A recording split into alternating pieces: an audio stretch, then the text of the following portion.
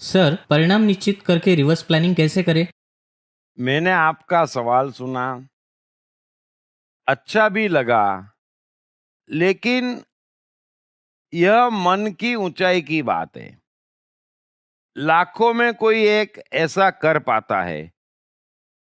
दरअसल मनुष्य का मन धीरे धीरे ऊंचाइयां छूता है, यदि वो सच्ची साइकोलॉजिकल शिक्षाएं ग्रहण करे और सच्चा साइकोलॉजिकल जीवन जिए तो। मन की ऊंचाइयां छूना भगवत गीता सिखाती है, अष्टावक्र गीता सिखाती है, लाओजू सिखाती है, और मैं पूरे समय वही कोशिश करता हूँ, वही सिखाता हूँ। सो बेहतर है कि पहले आप मेरी किताब आई एम द माइंड, मैं मन हूं, पढ़ लें, तो शायद आपको बहुत कुछ समझ में आ जाएगा। मनुष्य का मन 3 स्तर पर होता है।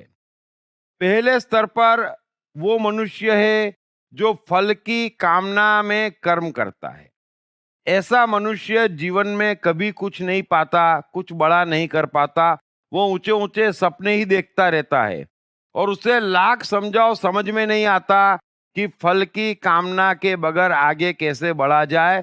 लेकिन जो गीता का सूत्र है कि कर्म करो पर फल की कामना मत करो, ये सफलता का महानतम सूत्र है। सो दूसरे स्टेज पे वो मनुष्य आता है जो बिना फल की कामना के कर्म करना शुरू करता है।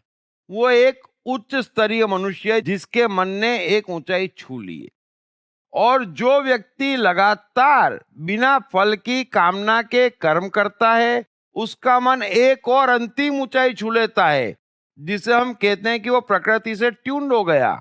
जैसे क्राइस्ट, जैसे कबीर, जैसे आइंस्टाइन, जैसे कृष्ण, ऐसे हजारों लाखों लोग हैं जो प्रकृति से ट्यून्ड हो गए। फिर वे फल की कामना नहीं करते, फिर वे तय करते हैं और रिवर्स कैलकुलेशन से उसको इंप्लीमेंट कर देते हैं, है ना। तो ये मन की अंतिम ऊंचाई है। एडिसन तय करते हैं कि अब मैं बल्ब बनाऊंगा, है ना। वे बल्ब बनाने की कामना नहीं करते, फर्क समझ लेना। एडिसन तय करते हैं, लेकिन तय कौन कर सकता? जो पहले फल की आशा के बिना कर्म करना प्रारंभ कर देता है। सो 3 स्टेप पर है। फल की कामना करने वाला कुछ नहीं कर सकता। फल की कामना छोड़ के जो कर्म करेगा, वो एक दिन वो ऊंचाई पालेगा जहां से वो परिणाम तय करेगा और रिवर्स कैलकुलेशन कर पाएगा। सो उम्मीद है आप मेरी बात समझ गए होंगे। Thank you very much.